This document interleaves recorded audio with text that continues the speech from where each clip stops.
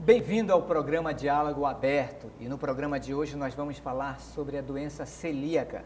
1% da população mundial é acometida desta doença que tem como principal característica a intolerância ao glúten. Até seu diagnóstico correto, os pacientes sofrem com as consequências da alimentação errada no organismo. E eu recebo aqui no estúdio a médica gastroenterologista a doutora Sônia Platilha para esclarecermos dúvidas sobre a doença celíaca.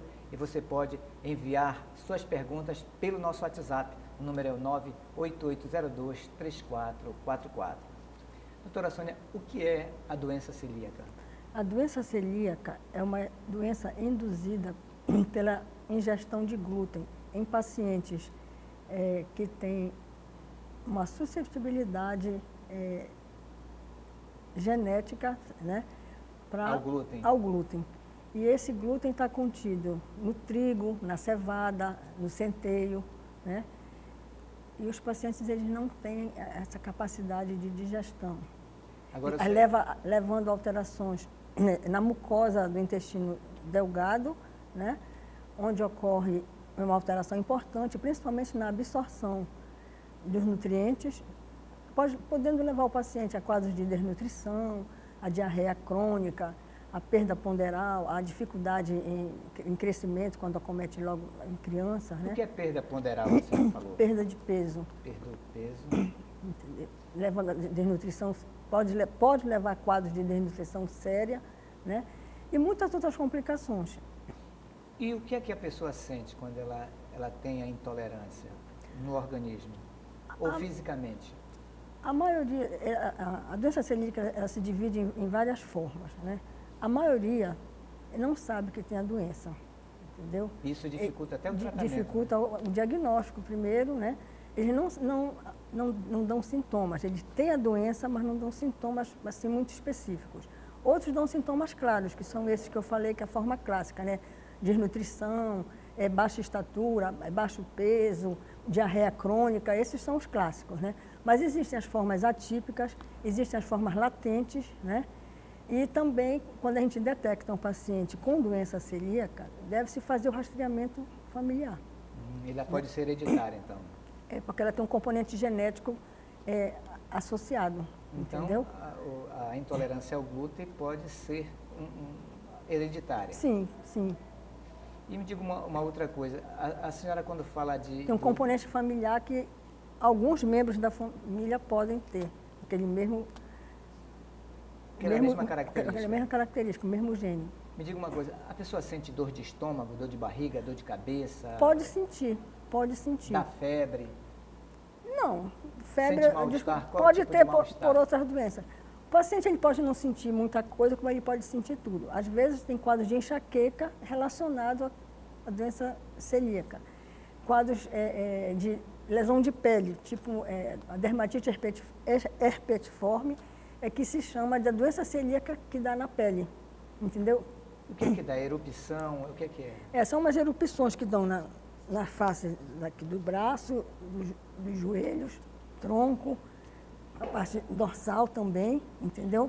Então, são lesões que aparecem na pele, que se forem investigadas, chama-se dermatite herpetiforme, é a chamada doença celíaca que acomete a pele. Entendi. A senhora falou que tem 3 formas, né? A senhora falou que ela pode se apresentar de forma atípica. Qual é essa forma atípica? A forma atípica, o paciente pode ter constipação intestinal ao invés de diarreia, ele pode ter sintomas dispépticos. Hoje em dia, muitos pacientes que têm sintomas dispépticos, que são azia, queimação, plenitude gástrica, que se relacionam às vezes com doença do refluxo ou problema de gastrite, achando-se que às vezes não é. Se faz um tratamento do paciente não melhora. Às vezes vai se investigar, uma boa parte dessa população tem doença celíaca e não, então essa é uma forma atípica. Tá, né? A senhora disse que tem uma outra forma mais latente, né? É a forma mais latente, aquele paciente ele pode apresentar alguma coisa momentaneamente, passa um tempo, vai fazer os testes, não tem nada. Depois a gente repete suspeitando e apresenta uma lesão ao histopatológico na mucosa do intestino delgado. Não seria qual, mas se uma pessoa por muito tempo, não tem uma alimentação adequada, por não saber que possui a intolerância, quais são as consequências disso? As consequências, como eu falei, podem ser de desnutrição, né? De dores abdominais, diarreias crônicas, perda ponderal. Isso atrapalha a qualidade de vida do paciente, o raciocínio do paciente. Outras doenças associadas podem acontecer, como diabetes tipo 1, que está relacionado com a doença celíaca, problemas na tireoide, também que são associados, podem ser associados, problemas neurológicos, ataxia motora de origem indeterminada. O que é ataxia motora de origem indeterminada? Alterações na marcha, entendeu? Que não tem uma causa neurológica definida. Hoje em dia é preconizado que se faça a pesquisa da doença celíaca, para ver se ela não está associada a esse problema. Fazendo a dieta isenta de glúten, o paciente melhora. Normalmente, nós não ouvíamos falar sobre essa doença, a doença celíaca. Ela já vem muito tempo, a descoberta dela agora é recente? Não, é uma doença que já vem de muitos anos, né? Algumas coisas que eu li na época dos romanos, eles já descreviam a doença, mas não sabiam de onde vinha as causas. A partir de 1950, já foi descrita e já foi revendo, né? A literatura, já registraram, e aí então já foi descoberto o glúten como o vilão da história, o provocador da doença. Agora me diga uma coisa, doutora, como você se ver livre do glúten se praticamente grande parte dos produtos contém É verdade. A maioria dos produtos, tudo contém glúten, tudo que a gente pega. Existem muitos produtos industrializados já, bastante caros, né, para a população que precisa comprar. Os produtos sem glúten, eles industrializados são bem altos. Agora, existem outras opções que a gente pode ver, como a gente pode dar a opção do arroz, né? Existe o macarrão feito de arroz, que é uma delícia, por sinal. Todo arroz, todo macarrão possui glúten? Não, o arroz não possui glúten, mas o macarrão sim. Agora, existe a fabricação já do macarrão com arroz, macarrão com milho, que é gostoso, não tem glúten, entendeu? Aí pode ser usado. Pode usar o polvilho, pode usar milho, pode usar a fécula de batata. São outras opções. Aí a mãe da criança ou o paciente celíaco, ele já tem essas opções. Existem já livros de receita, né, que dão outras opções para mudar o cardápio. Pode usar goma de tapioca. Entendi. E aí já melhora. Agora, infelizmente, se for para uma festa, se for para uma padaria, se for para uma pizzaria, infelizmente nós não temos essa opção de comida sem glúten, né? A doença pode levar a óbito, pode levar à morte? Sim, porque existem alguns casos excessivamente graves, né, que levam o paciente a um estado de desnutrição intensa, com outras complicações, e o paciente pode ir a óbito, sim. A própria família pode detectar essa situação ou exige um olhar mais profissional para isso? É difícil. Até para os profissionais, esse olhar é difícil. A gente tem que estar alerta, a gente tem que botar na cabeça e pensar que existe esse diagnóstico diferencial quando a gente pega um paciente com a que a gente suspeita, quase que tem alguma lesão de pele, se o paciente tem algum problema de outras doenças como diabetes tipo 1, problema de hipotireoidismo, crianças que não têm um baixo desenvolvimento de estatura e peso, entendeu? Alguns déficits cognitivos, a gente tem que ficar alerta, né? Então, a doença se relaciona a outras patologias? A outras patologias também que têm uma alteração genética já bem estabelecida, né? Eu queria tentar só, para quem está assistindo a entrevista, quais são essas lesões? Como é que elas se apresentam, essas lesões na pele? Que eu acho que já é um indício. A dermatite herpetiforme. O que é isso? Que é essa lesão na pele que eu lhe digo. São lesões tipo herpes zoster, né? Só que elas não dão... São umas bolinhas que dá... São tipo umas bolhas, uma brotoeja. Não é brotoeja, elas são um pouquinho maiores. São umas lesões mais intensas, intensamente pruriginosas, e dão geralmente nessas áreas da curva aqui do cotovelo, do joelho. Sempre na parte né? interna do braço. Na parte dorsal, entendeu? Essa paciente fica com pele muito feia. Isso aí é a doença celíaca da pele. Ele não considera associação à doença celíaca, é considerada a doença celíaca da pele. O que considera associação são as que eu lhe falei, as doenças, problema da tireoide, ou hipo ou hipertireoidismo, o diabetes tipo 1, a cirrose biliar primária, hepatite autoimune, entendeu? E outras causas aí. Problemas renais também podem estar associados com a doença celíaca. Quer dizer, na realidade, é um leque de doenças associadas. A maioria das doenças autoimunes pode estar associadas à doença celíaca. Então, quando a gente detecta um paciente com doença celíaca ou um paciente com uma doença autoimune, é bom um indício da gente, é bom a gente investigar, entendeu? Se tem ou não associação. Por quanto tempo um organismo tolera o glúten? Ou para não desencadear uma doença mais grave? Olha, isso é difícil da gente precisar. Não tem, assim, em literatura nenhuma eu vi esse tempo. A gente sabe que o paciente vai começar a apresentar uma coisinha aqui, uma coisinha ali, vai investigar. Por exemplo, tem uma diarreia crônica, vamos investigar a causa da diarreia crônica. A diarreia crônica tem uma infinidade de causas, né? E a gente vai procurando, não acha aquilo, é uma coisa que a gente tem que pensar. Pode ser doença celíaca, então vamos fazer os testes para ver se é ou se não é. Porque se a gente detectar aquilo, parou ali a investigação, né? Bota o paciente da dieta isenta de glúten. Então é uma doença que é difícil o diagnóstico. É difícil o diagnóstico. Várias situações que acontecem. Sim, é difícil o diagnóstico. É um problema de saúde pública importantíssimo, porque altera a qualidade de vida do paciente, né? E deveria haver, assim, há um estudo que haja protocolos, né, que sejam distribuídos para alertar, inclusive nós médicos mesmo, que trabalham em posto de saúde, que trabalham em consultório particular, que trabalham nos hospitais, para sempre pensar. Porque é uma doença que pode passar despercebida. Aí pode passar anos para se dar o diagnóstico, entendeu? E muitas vezes, quando se dá um diagnóstico, a pessoa já pode estar... Está num estado já precário, de desnutrição muito séria, muito grave, já com outras complicações, outras comorbidades. Aí não vai tratar só a intolerância ao glúten, vai tratar todas as outras... Todos os outros problemas, justamente. Tá certo, doutora. E a gente volta daqui a pouquinho com mais perguntas e mais entrevistas e conversas com a doutora Sônia Platilha, a gastroenterologista, que está falando sobre a doença celíaca. Você pode participar do programa pelo nosso WhatsApp, o número é o 98802-3444. Voltamos com o diálogo aberto e nós estamos conversando com a doutora Sônia Platilha, gastroenterologista, que está falando sobre a doença celíaca.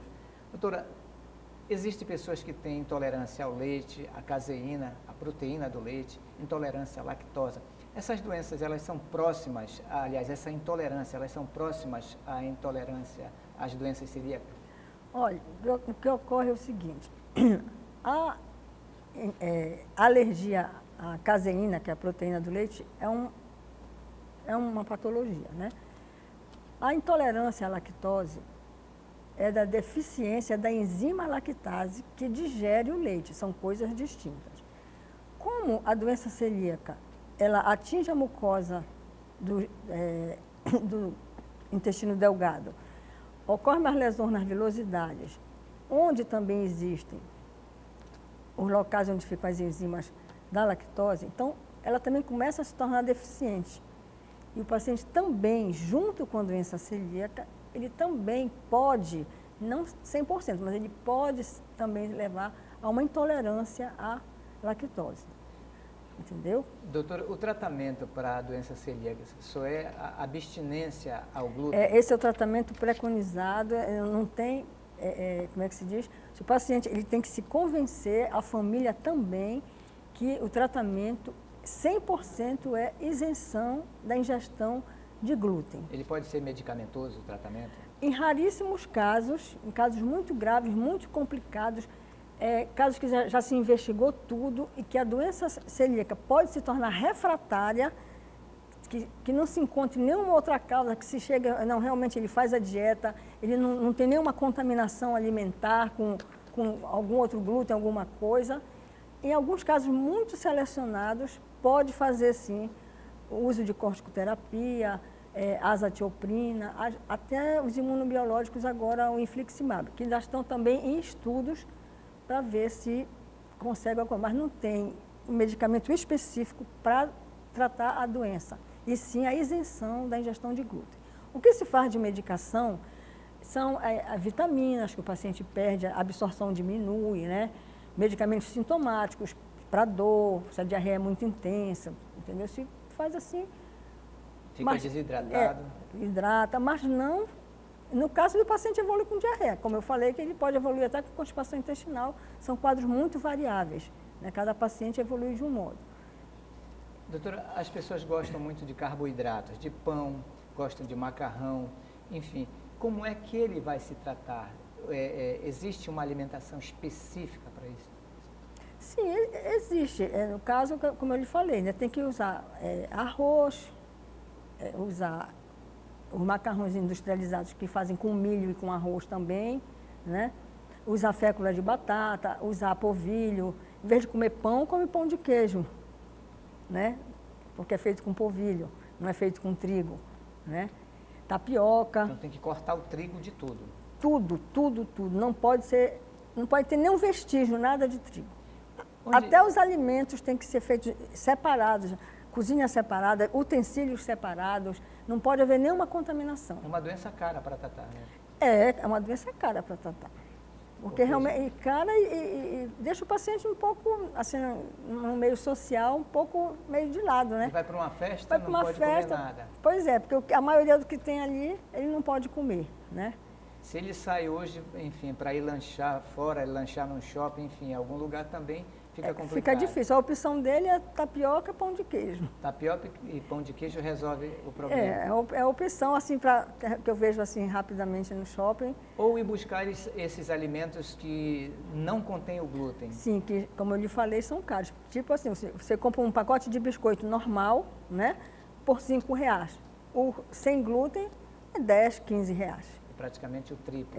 Entendeu? É bem caro. Agora, a preparação também desses produtos, eles devem ter um detalhe muito específico, né? Em função de, a senhora falou cozinha tem que ser cozinhas separadas, vasilhames separados, não pode haver nenhuma contaminação. Até o acondicionamento numa despensa não pode ser a mesma, tem que ser separado, para não haver contaminação. Quais são os alimentos, doutora, e aí para quem está assistindo a entrevista, que hoje contém glúten? Quase tudo contém glúten. Se você for olhar, vai comprar uma salsicha, vai comprar uma salsicha, se olhar lá, contém glúten. Vai comprar um macarrão, contém glúten, né? Tudo que você for, vai comprar, contém glúten. Uma feijoada enlatada, tá lá, contém glúten. Qualquer alimento industrializado, é isso? A maioria contém. É muito difícil você achar um que não contém glúten, né? Mas uma feijoada, por exemplo, A feijoada feita em casa não tem problema, ele pode comer. O problema são os industrializados, que eles usam muito o glúten para dar uma consistência, para dar uma liga, né? A portadora dessa intolerância ao glúten, ela se vê numa situação bem delicada mesmo, até tem uma restrição social muito grande, como a senhora falou. Fica difícil, né? A pessoa tem que estar psicologicamente bem preparada para... Sim, é outra situação. Para enfrentar essa situação, para não ficar diferente junto do grupo, né? A senhora falou que realmente o tratamento é se abster. 100% de isenção de glúten. Agora, existe a rede pública ou a rede privada, existe tratamentos para essa doença? Como a assim? A rede pública oferece um tratamento específico? Por exemplo, eu sei que eu tenho a doença, a senhora falou que não é medicamentoso, né? A rede pública oferece o que oferece para todos os pacientes, gente. Você vai, acompanha com o médico, faz alguns exames, entendeu? Os exames específicos, os testes sorológicos que existem, que também são uma ferramenta importante para ajudar no diagnóstico, se consegue com alguma dificuldade na rede pública. Inclusive tem um protocolo que o Ministério da Saúde já determinou para se liberar, né, essas sorologias, mas é um protocolo muito grande. Quais são as perguntas mais frequentes que a senhora houve, já que a senhora trata também da doença, no seu consultório? É o tratamento? Doutor, eu vou ficar boa? Tem cura? Tem cura, E aí a gente tem que conversar, dizer que é uma doença crônica, mas que esse tratamento é para a vida toda, que ela tem que se conscientizar, que tem que fazer a dieta sem glúten. É um pouco difícil no início, né? Mas... E dentro do seu consultório, qual foi o estágio de uma pessoa que é intolerante ao glúten que a senhora tratou? Olha, intolerante ao glúten no consultório eu tive pouquíssimos casos, mas assim de uma forma ainda não, como é que se diz? Bem intensa. Mas no hospital que eu trabalho, a gente já tem uma clientela melhor, então já chegou aqueles pacientes em quadro assim, bem desnutrido, como a gente chama, caquético, com uma diarreia intensa que não parava de jeito nenhum, entendeu? Anemia ferropriva muito intensa também, com quadro de infecção associado, porque já tinha tido outras comorbidades, né? Problema de hipotireoidismo associado, e o paciente teve que fazer nutrição parenteral, fazer uma série de coisas, até se fazer os exames, se conseguir o teste, descobrir, aí esse paciente já, até recentemente, ele está bem agora, ganhou peso, aí tinha a doença celíaca e também a intolerância à lactose. A nutricionista foi lá dar o aporte, né, todo para o paciente saiu bem e agora a última vez que ele voltou para acompanhamento, já tinha engordado 10 quilos, estava outra pessoa, a gente já nem conhecia, estava se sentindo bem, né, só relutando, querendo assim comer, eu quero provar um vatapá. Aí eu peguei para a mãe, faça um vatapá com milho para ele, assim, uma coisa simplesinha e pouco dendê por causa da gordura também, né, que está numa fase... interfere? Porque como o intestino está numa... É mais para proteção do intestino. É mais para proteção, para evitar, porque a gordura digere ruim, também com o intestino que ainda está com lesões, porque essas lesões, quando tira o glúten, ao longo do tempo, ele passa um período para essa mucosa do intestino regularizar, não regulariza logo, então até estabilizar isso vai demorar 1 ano, 2 anos, entendeu? Mas aí o paciente vai ficar bem, vai ficar em controle, só que não pode mais comer o glúten. Então significa que ele tem que, esse tratamento deve É para a vida permanecer... toda, é para a vida toda. E isso que tem que psicologicamente preparar o paciente para isso. E também a família, porque o que ocorre? O paciente se acha que está bem, passa 1 ano, 1 ano e meio, estou bem, não estou sentindo nada. Volta a comer, né? Aí vai no aniversário, come uma empada, come um sanduíchezinho. Mas só uma empada? Só uma, basta um pouquinho. Aí começa tudo de novo. E aí entendeu? Desencadeia todo o processo novamente? Ele pode até não sentir no mesmo momento que ele comeu, mas daqui a uns dias ele vai começar a sentir. Mas só uma empada? Aí começa, come uma empada hoje, já tá tudo bem, não estou sentindo nada. Amanhã come mais um pedacinho de pão, aí assim vai, e a família favorece, coitadinho, vamos dar uma provinha para ele, que há muito tempo que ele não come. Entendeu? Então a gente tem que esclarecer bem a família. A família não deve compactuar. Não deve, a família deve ser um grande apoio do paciente. Conheço até pacientes que a família mudou a sua dieta em favor do paciente. Está todo mundo comer a mesma comida, para ele se sentir bem à vontade, para não sentir essa restrição. Mas seria mais saudável, então, você ter uma alimentação, eu falo para todos, até aquelas pessoas que não possuem intolerância ao glúten, então seria mais saudável comer ou ter uma alimentação sem glúten? Não, eu não diria que se fosse saudável. Hoje em dia existe a moda da alimentação sem glúten. Todo mundo quer emagrecer, todo mundo quer ficar elegante, todo mundo quer ficar sem barriga, né? E dizem que o glúten... Mas o glúten é muito gostoso. Quem não gosta de comer um café com pão, né, uma torradinha, lógico, né? É muito gostoso. Não digo que seja exagero. Eu acho que quem não tem um problema, não tem porquê não comer. Pode tomar café com pão de queijo, né? Resolve. Entendeu? Agora, quem tem um problema, sim. Né? Esse realmente não pode de jeito nenhum. Agora, se a gente não quer engordar, a gente pode reduzir o glúten, não precisa tirar o glúten. Também tem proteínas, né? Tem coisas que a gente precisa, né? É verdade. Uma última pergunta, nós estamos com o tempo já esgotado. A pessoa que tem intolerância ao glúten, então ele precisa ter multiprofissionais para o tratamento. No caso, o médico, sim, um nutricionista, um psicólogo, entendeu? Precisa sim. Tá certo, doutora. Muito obrigado pelas suas informações. Eu acho que foi muito esclarecedor as suas orientações sobre a intolerância ao glúten. Tá bom, obrigada. E você pode participar sempre do programa Diálogo Aberto, é só enviar mensagens para o nosso WhatsApp, o número 98802-3444. E eu conversei com a médica gastroenterologista, a doutora Sônia Platilha. Ela falou sobre a intolerância ao glúten. A gente volta daqui a pouco. Neste bloco do Diálogo Aberto, vamos falar sobre a violência no campo. A disputa por terras tem desencadeado, historicamente, uma série de conflitos fundiários no Brasil. E o Pará lidera o ranking desses assassinatos no campo. Só em 2016 foram 61 assassinatos. E este ano já tivemos vários trabalhadores assassinados na área rural do estado. E no estúdio eu recebo o padre Paulo Joanil, da Comissão Pastoral da Terra, para falarmos sobre esses conflitos. E você pode participar do nosso programa pelo nosso WhatsApp. O número é o 98802-3444. Padre Paulino, primeiro, obrigado por ter vindo para falar sobre um assunto muito importante para a Amazônia, que é a violência no campo. E eu queria lhe perguntar por que existe tanto problema, tanta briga por terra na Amazônia? Sim, é um tema muito triste, é um desastre humano e que nos causa muita dor e dor a muitas famílias e muitas comunidades. As causas de por que existe tanto conflito no campo pela posse da terra é predominantemente uma estrutura fundiária instalada nesse país e no Pará que não responde aos direitos universais dos bens, entre eles a terra. Isto é, para o pobre da terra, para o camponês, aquele que vive e trabalha e até produz o pão para a mesa de todos, é relegado a sofrer ameaças, violências, além de outras maldades que esse sistema tem produzido ao longo dos anos. E a pior delas é tirar a vida.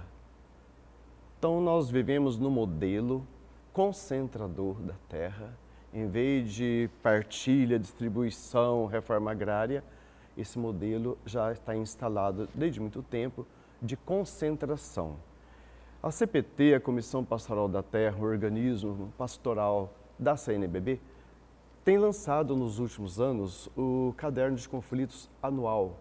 Chamamos o Conflitos no Campo do Brasil 2016. E é um trabalho muito minucioso. Muito minucioso, muito cuidadoso, muito científico também, para que ao divulgar dados, elementos e reflexões sobre os conflitos fundiários, a CPT preza por uma seriedade ímpar.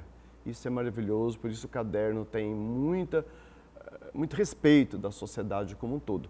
O último foi lançado no dia último 17 de abril, lá em Brasília, na sede da CNBB, para trazer nessa data a memória também de um massacre ocorrido aqui no Pará, que foi o massacre do Sem Terra, na curva do S, Eldorado, Carajás. 21 anos de massacre de um povo, 19 assassinados, e até hoje convivemos também com uma chaga muito dolorosa, que é a impunidade. E para introduzir essa edição de 2016, o caderno, além de vários artigos assim, de cientistas, de professores da academia e de teólogos, faz aqui uma memória de que por que existe conflito de terra no Brasil. Essa memória é de um grande teólogo sábio, o Leonardo Boff. Ele diz o seguinte, que está aqui na introdução do caderno. É uma constatação, nada de novo. Diz ele, somos herdeiros de 4 sombras que pesam sobre nós e que originaram e originam a violência no campo. São eles, primeiro, o nosso passado colonial violento, o genocídio indígena, a escravidão, a mais nefasta de todas essas sombras do passado, a escravidão, a lei de terras, que excluiu os pobres e afrodescendentes do acesso à terra e entregou ao arbítrio do grande latifúndio, submetidos a trabalhos sem garantias sociais. E aqui podemos recordar, no presente e no passado, também uma quinta sombra, que é a impunidade.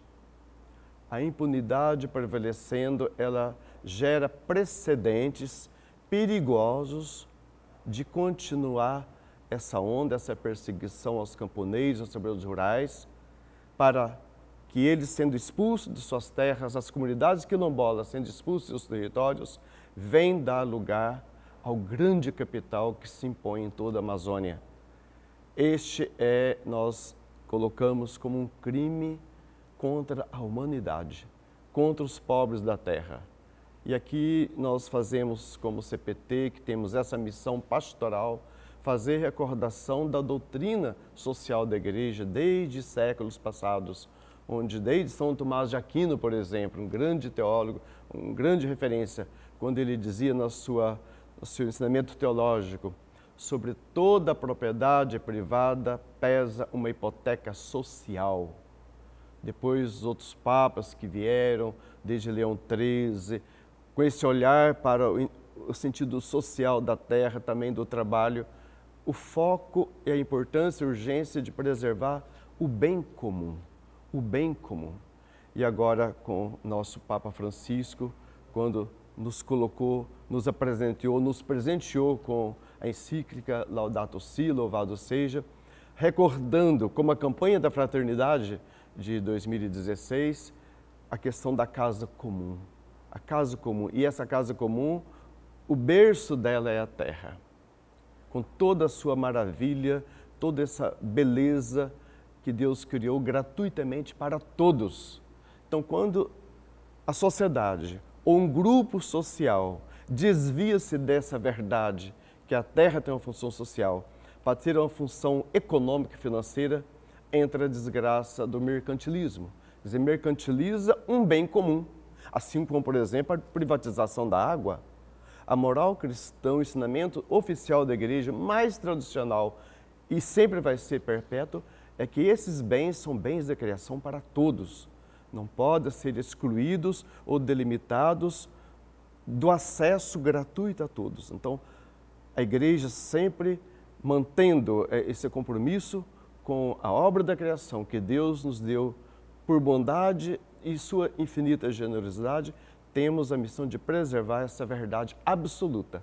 Então, o bem comum da Serra-Terra, do acesso à terra, é um bem comum. Por isso, a CPT caminha como esse braço misericordioso de Deus, através da nossa igreja, a CNBB, a defender, proteger a vida dos pequenos, dos, vamos dizer, exilados na própria terra. Então, nós não temos dúvida alguma de que esta causa é uma causa maior, é uma causa sagrada, a luta por reforma agrária. É inconcebível um país como, na dimensão que temos, a Amazônia que temos, ainda ter milhares de famílias acampadas debaixo de lona e beira de estrada, esperando do Estado o direito, que já é constitucional, de acesso a um pedacinho de terra para viver, trabalhar feliz e com saúde. Então, não tem lógica, vamos dizer assim, humana, do bom senso, ao menos o bom senso, sem falar ainda da fé cristã, desse nefasto modelo concentrador, quer dizer, o latifúndio, que só vê a terra como mercado e como bens de negócio para, vamos dizer, uma produção que visa a exportação e não na mesa dos brasileiros. Enquanto temos provas do contrário, que a pequena posse, o médio posseiro, trabalhador rural, ele que garante alimentos na mesa, de 70% de produção de alimento para a mesa do povo brasileiro. Então, a terra é lugar de produção de vida, do bem comum, quer dizer, bem de todos, ninguém pode ficar excluído, e baseado na ética cristã, no ensino da teologia da igreja, da doutrina social da igreja, questionar profundamente essa raiz maléfica da injustiça social que não acontece do direito à terra. E quando a legislação ou os poderes constituídos prezam o latifúndio, o agronegócio, que olha a terra só como um objeto de produção em grande escala, além de respeitar o meio ambiente, respeitar a lógica da biodiversidade, para fins de lucro, fins do bolso de poucos, nós condenaremos sempre, por causa da nossa fé fundamental no projeto de Deus, que esse modelo é anticristão, é anti-humano. Portanto, a nossa missão continua a missão do Cristo, dentro do ensinamento da igreja, e que haveremos sempre de defender o direito à vida dos pequenos, dos pobres, dos sem terra nesse país. Padre Paulino, o senhor não acha que pode ser uma grande utopia tentar conceituar essa questão da terra como bem de todo, haja visto que existe uma pressão fortíssima do capitalismo sobre todo esse processo? Verdade, é uma utopia. Para nós, utopia não é algo além, que está lá no fim do mundo. A utopia é algo para ser realizado no presente, é o sonho que traz presente. O reino de Deus é uma utopia, mas não para depois da morte, é para em cima desta terra. Tanto que é utopia, que é bíblica, o profeta Isaías, no capítulo 5, versículo 8, fez questão de dar o seu grito, como todos os demais profetas, sobretudo Isaías, Amós, como diz capítulo 5, versículo 8, Isaías, né? Ai daqueles que juntam casa mais casa, terra mais terra, até que não haja nenhum lugar para o pobre. Quando na época de Isaías ainda não havia o capitalismo, mas já havia a concentração. Por isso o profeta vem colocar o dedo nessa chaga. E a nossa igreja no Brasil também tem as suas utopias, e não podemos esquecer de uma campanha da fraternidade, se não me engano, de 1980, quando o grande lema foi terra de todos, terra de Deus, terra de irmãos. Então é toda uma história que resgata o profetismo e vem para as práticas pastorais do dia a dia, que a CNBB, com grande sabedoria, está conseguindo trazer para a sociedade, para a nossa reflexão e a nossa resposta da campanha, esse tema, como a mais recente da Casa Comum, né? Então, esses temas do ensinamento da igreja vêm em consonância para que essa utopia seja algo sonhado, mas construído no presente. Por isso, a voz dessa utopia, vamos dizer, o segredo dessa utopia é fazer com que ela se torne realidade no presente, quer dizer, na história do dia de hoje. Por essa utopia, por este sonho, que muitos deram a vida. Muitos deram a vida. Hoje fazemos memória do 31º ano do martírio do padre Josimo Moraes Tavares, padre missionário, bico papagaio, diocese de Tocantinópolis, jovem, 33 anos, ameaçado de morte, mas seguindo a fidelidade à igreja, a fidelidade aos profetas, ele foi até o fim e hoje as comunidades da diocese de Tocantinópolis estão realizando a Romaria da Terra na memória do mártir Josimo Moraes Tavares, padre. Isso nos ilumina que essa utopia, infelizmente, injustamente, passa pelo sangue derramado, mas nós não ficamos parados. Vamos dizer, nessas injustiças, nessa violência, nós acreditamos que esse sangue derramado, ele forja, ele alimenta esse sonho para construir uma terra de justiça, uma reforma agrária, onde não haja opressor nem oprimidos, mas que haja partilha, justiça da terra e reforma agrária. Padre Paulino, só para ilustrar para quem está assistindo a TV Nazaré agora, eu queria que o senhor memorasse, trouxesse à memória, alguns casos de conflitos agrários, algumas pessoas que foram assassinadas. Aqui no nosso estado do Pará, como é de conhecimento geral, que vai ocupando essa triste índice, ocupando primeiros lugares no ranking de violência no campo, trabalho escravo, assassinatos, ameaçados de morte, as lideranças ameaçadas. Os números, para nós, não são números frios. Nós, como CPT, nós não contabilizamos números como outros setores da ciência podem contabilizar. Por detrás do mundo são vidas e história de conflitos, de massacres. Mas nós lembramos várias figuras de camponês, lideranças sindicais em Rio Maria, né, em Marabá, lá na BR-163, Santarém, aqui próximo de nós, na região da Guajarina, Tomé-Açu, Moju, como Vigílio Sacramento, o Benezinho, na Transamazônica, o Dema, ribeirinhos, mulheres martirizadas, como recentemente, há uns 10 dias, a senhora Cátia, aqui vizinha de Castanhal, martirizada por estar liderando a sua comunidade, os pequenos camponeses, a preservar essa maravilha que é ter a terra comunitária, do bem viver. Então nós temos, sim, muitas referências de memória viva que carregamos como assim, na berlinda da nossa caminhada missionária profética, essas memórias vivas, sem deixar também de fazer memória da irmã Dorothy, né? Que como missionária aqui no Anapu, na Presídio de Xingu, também foi até o fim da sua missão. Então aquela utopia não termina na morte, mas termina num sonho que não se mata. Por isso, no sepultamento da irmã Dorothy lá em Anapu, uma senhora dizia isso: nós não estamos sepultando a irmã Dorothy, nós estamos plantando a irmã Dorothy. É diferente sepultar e de plantar. Então é nesse ambiente injusto, perverso, de violação de direitos, de violências cometidas muitas vezes pelo Estado, como massacres sem terra em Eldorado, ou para os agentes pagos, a pistolagem aí presentes, hoje, sobretudo nesses primeiros 4 meses de 2017, essa história parece que eu tenho esperança, mas parece que não tem fim. Por quê? Há uma negligência claramente do Estado, dos poderes que deviam dar segurança a populações, às comunidades, aos acampamentos, estão omissas.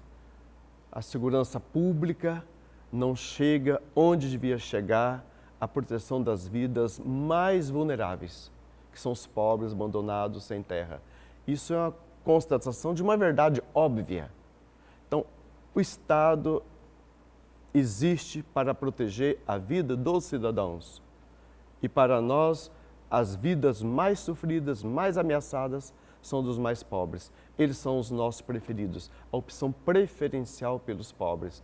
É nessa teologia, nessa espiritualidade, é que nós continuamos a fazer valer esse direito como dom de Deus junto aos mais pequeninos. Então essa utopia para nós é algo do dia a dia e nos dá assim uma clareza, uma segurança interior para todos nós da CPT e todos aqueles que têm esse sonho, esse ideal, de dizer que essa causa não é só nossa, é causa do Criador da terra e também do céu, das águas e da floresta. Padre Paulino, quais são os principais entraves para que exista a construção de uma cultura de paz no campo? Olha, cremos que a pior entrave e é fundamental, talvez é o motivo mais profundo, é a não realização da tão sonhada e esperada reforma agrária. Junto desse entrave, um modelo econômico que se impõe sobre a sociedade e sobre o Estado, quer dizer, o poder econômico do capital, ele domina, ele impõe seu método, ele impõe seu objetivo, ele amordaça o Estado e o Estado vai ficando subserviente a esse modelo. Isso é uma coisa extremamente grave, por isso, como disse o próprio Papa Francisco, esse sistema é um sistema de morte. Ele mata porque ele exclui. Junto a essas duas vertentes, os dois fundamentos dessa situação, a gente tem que colocar também a impunidade. A impunidade se torna um precedente perigoso para que esse modelo de morte continue avançando sobre o campo, sobre os territórios e eliminando, massacrando as vidas dos camponeses, indígenas e quilombolas. Então, essa omissão, negligência e, sobretudo, a impunidade é extremamente perigoso e estamos nessa situação há anos. Como prova dessa constatação, o Estado do Pará, até o momento presente, num conjunto, vamos dizer, de 100 inquéritos apurados de crimes comandados pelos mandantes, por grandes grupos, grileiros, fazendeiros, em cima de camponeses, os poucos casos que tiveram o inquérito concluído, apenas pouquíssimo, não chega a 10%, foram a um tribunal.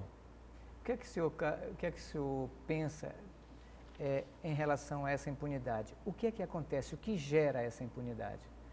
Ora, gera uma injustiça social gravíssima quer dizer, como diz um idoso camponês em Tucuruí, para todos a lei, para os pobres o rigor da lei. Vamos dizer, se do ponto de vista legal, a lei está sendo comandada e controlada pelo poder econômico. Por isso que o poder judiciário, o judiciário está aquém das urgências do tempo. Se o poder judiciário, que devia zelar pela lei, a lei reta, a lei justa, não a lei comprada, porque temos também muitos exemplos de leis compradas. Por isso, por exemplo, o próprio Tribunal de Justiça do Pará cassou várias matrículas de posse de propriedade de terra que foram adquiridas por meios fraudulentos. Então, vejamos bem, o Poder Judiciário tem uma tarefa ímpar, que é de zelar da lei em cima dos critérios de justiça e não em cima de critérios tendenciosos do mercado ou da lógica do capital.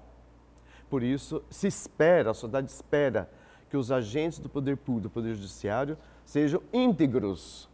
A integridade do juiz, dos que decidem.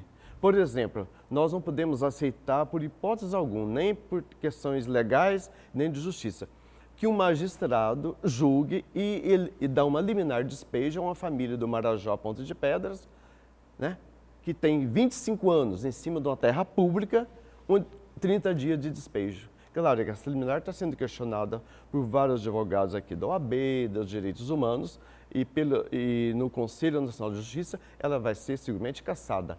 Então, esse juiz, esse magistrado que dá essa liminar a uma pobre viúva que há 25 anos ocupa um espaço de terra pública, que é da União, lá em Ponta de Pedras, ele cometeu um arbítrio, uma ilegalidade, uma injustiça muito grave. E esse não é um caso isolado. Infelizmente, muitas liminares expedidas pelo nosso Poder Judiciário, ele é questionado. Ele pode ser legal, mas não foi moral e nem justo.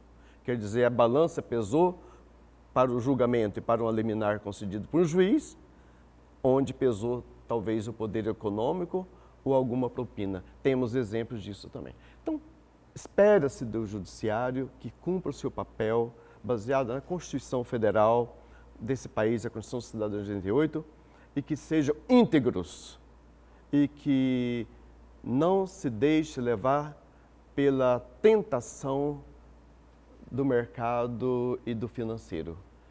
Infelizmente, isso nós não estamos vendo no dia a dia e daí predomina o que se chama da impunidade. Então, a impunidade tem causas históricas e tem causa no presente e tem causa também na ética de muitos que ocupam cargos nesse poder. Padre Paulino, o senhor, junto com a Comissão Pastoral da Terra, tem uma experiência muito grande no lido com esse fato que é a violência no campo. Como é que a CPT e o Padre Paulino enxerga esse momento em que nós vivemos agora? Nós enxergamos esse momento com muita preocupação, com muita ansiedade, porque estão se aumentando os conflitos no campo e o assassinato de lideranças e os massacres. Esse recentemente ocorrido lá no Mato Grosso, né, no município de Colniza, 9 trabalhadores rurais assassinados assim, de uma forma mais bárbara. A gente não esperava uma coisa dessa. E aqui no Pará também, os vários casos já ocorridos aqui, que a população está acompanhando. Estamos vendo esse cenário com muita preocupação. Parece que a gente não devemos ser pessimistas, alimentamos sim a esperança, mas estamos muito temerosos. Essa onda que a gente sempre sonha que ela possa estar terminando da violência no campo, de repente ela tende a crescer. E estamos muito assustados que muita pouca coisa tem feito pelo Estado, pelo poder público, para punir, para prevenir, para fiscalizar. Por exemplo, o crime do trabalho escravo, que é uma das chagas do Estado do Pará também. E quando assistimos que os fiscais do trabalho, do Ministério do Trabalho, não têm recursos mais para nenhuma diligência, onde se chega a denúncia de trabalho escravo, Então, a gente vê que alguns órgãos do poder público estão sendo sucateados para não fazer o dever de casa. Quer dizer, fazer acontecer a justiça no campo. Sabemos do INCRA, né? E sabemos muito da FUNAI. As duas ferramentas, né, do Estado brasileiro estão todos os cantos sendo sucateados. Isso é grave. Quer dizer, aqui esses órgãos destinados, que têm um papel social, um papel legal, de ser, em nome do Estado, de resolver questões e conflitos, não têm as ferramentas para resolver. Isso é grave. Então, todo esse conjunto de situações ocorridas no campo nos geram muita inquietação, mas nunca desânimo. Por isso, juntamente com várias entidades sociais, do meio social, estamos reforçando a articulação, trabalhar em rede com associações, sindicatos, as federações, os movimentos, para que, juntos, de forma organizada, exigir o cumprimento dos direitos. E isso já está numa caminhada bem avançada de fortalecer o trabalho em rede, o trabalho em comunidade, das várias entidades sociais que juntos estamos vendo que o foco é este, a causa é esta, então temos que enfrentar juntamente com os trabalhadores rurais. Eles são sempre os sujeitos, são sempre os protagonistas desta grande causa. E para nós, como CPT, nós carregamos em nossas veias, nossos corações e mentes, a paixão pelo reino, a justiça na terra, a reforma agrária, terra de todos, terra de irmãos. Então, a nossa diferença, vamos dizer, se é que há diferença no dia a dia, é esse ânimo do profetismo e da utopia e da esperança. E baseado nos ensinamentos sociais da doutrina da Igreja. Padre Paulino, uma última pergunta, nós estamos já com o tempo quase que esgotado, mas qual seria a mensagem que o senhor deixaria, enquanto experiente nesse trabalho, para as pessoas que vivem essa opressão, vivem essa pressão do capitalismo e que estão envolvidos com problemas fundiários? A nossa mensagem, ela vem do Evangelho. E a resistência, resistir em cima da terra, resistir nossos direitos, mas resistir de forma comunitária, através de todos os meios de exercício da solidariedade, da fraternidade. Vamos vencer, mas venceremos juntos. Livramos-nos da tentação do individualismo, de soluções individualistas, mas buscando sempre o caminho da solução fraterna e solidária, sem dar um passo atrás. Essa é a nossa certeza que nos alimenta. E segunda mensagem que devemos ter e transmitimos a todos, o sonho da terra sem mares não acabou e nunca acabará. Em busca da terra sem mares, esse é o sonho dos povos primitivos, povos indígenas, dos Andes, mas também do Brasil. E esse sonho é o sonho do camponês, do trabalhador rural sem terra. O bem comum tem que ser vitorioso sobre essa maldade da privatização, do latifúndio, da concentração. Contra essa maldade, nós alimentamos dia a dia a nossa mística, a nossa espiritualidade do bem comum, da fraternidade e da justiça. Sem justiça social, sem reforma agrária, não vamos ter paz na terra. A paz na terra é consequência da prática concreta da justiça social. Isso já nos profetizou também o Papa Paulo VI. A paz é fruto da justiça. E para nós, justiça chama reforma agrária, direitos à saúde, à educação, garantias sociais, todos os sentidos que o trabalhador do campo merece e é de direito. Afinal de contas, nós vivemos na cidade, nós nos alimentamos por causa desses irmãos e irmãs, pequenos trabalhadores rurais, que traz para a nossa mesa, para as feiras livres, a produção do nosso alimento. Então, essa esperança, essa fé, essa certeza é a nossa paixão e por essa paixão nós não vamos dar nenhum passo atrás, porque é a mística que alimenta a realização da esperança. Obrigado, Padre Paulino. Que bom que a Igreja Católica conta com pessoas como o senhor, totalmente comprometido com o ser humano enquanto formador integral. Muito obrigado, Padre Paulino. E há uma grande multidão de todas as pessoas que acreditam nesse sonho. Não é uma questão pessoal, uma questão sempre comunitária e coletiva. Perfeito. Obrigado, Padre Paulino. E você pode participar sempre do programa Diálogo Aberto pelo nosso WhatsApp, o número 988023444.